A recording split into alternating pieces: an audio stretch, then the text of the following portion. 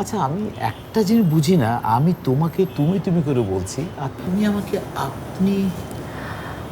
আসলে আপনার বয়সটা আমার থেকে একটু বেশি, এই জন্য আপনি থেকে তুমিতে যাওয়াটা।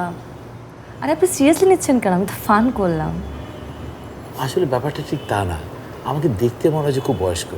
আমার এত বয়স হয়নি, এটা আমাদের জেনেটিক প্রবলেম। আচ্ছা, আপনার বয়স কত হতে পারে? 40-42, তাই তো? আরে না, মাত্র 37। 37। ও, অবশ্য 37, 40, 42 আমার তাতে কোনো প্রবলেম নেই। আমার অবশ্য আপনার মতো একটু ম্যাচিওর লোকদের খুব ভালো লাগে। আমার মনের বয়স কত জানো? আমার মনের বয়স হচ্ছে 18।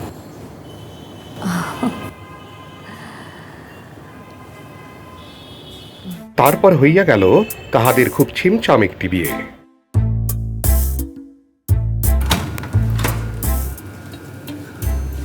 আসসালামু আলাইকুম বাবু।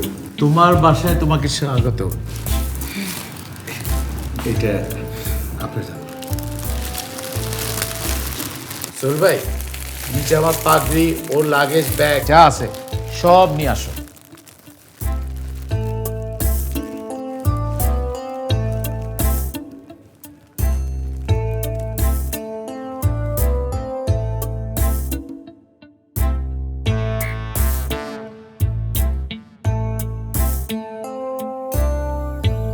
কি? আমাকে তুমি একটা কথা বলো তো, বিয়ের আগে তোমার কয়টা ছেলের সাথে প্রেম ছিল? আমার কোনো প্রেম টেম ছিল না, আমি তো সবসময় সিঙ্গেল ছিলাম। তাছাড়া বিয়ের পরে প্রেমে আমি বিশ্বাসী। তোমার কয়টা ছিল? আমার একটাও ছিল না, তবে আমি তোমার মতোই বিয়ের পর প্রেমে বিশ্বাসী। কেন? তোমার এই বয়সে তুমি প্রেম করনি? আচ্ছা, আমার বয়স না হয় তোমার থেকে অর্ধেক, তারপরে তুমি প্রেম করনি? আমার খুব একটা বয়স না, তোমার থেকে একটু বেশি। আর প্রেম, প্রচুর মেয়ে আমার পিছনে ঘোরাফেরা করতো, একটা মেয়েকেও আমি পাত্তা দিতাম না। কেন? তারা কি দেখতে সুন্দরী না? না, তারা সবাই ভীষণ সুন্দরী, সবাই সুন্দরী ছিল, কিন্তু একটাকেও আমি পাত্তা দিতাম না। আর আমি যদি তাদেরকে পাত্তা দিতাম আর তাদের সাথে যদি আমি প্রেম করতাম, তাহলে আমি তোমার মতো সুন্দর মেয়েকে কি বিয়ে করতে পারতাম? আচ্ছা, কি শুরু করলে সে প্রেম টেম টেম? বলো তো, কি শুরু করলে? এরকম একটা পরিবেশ পেলে তুমি শুধু প্রেমের কথা জিজ্ঞেস করছো কেন? কি কারণে বলো তো আমাকে একবার।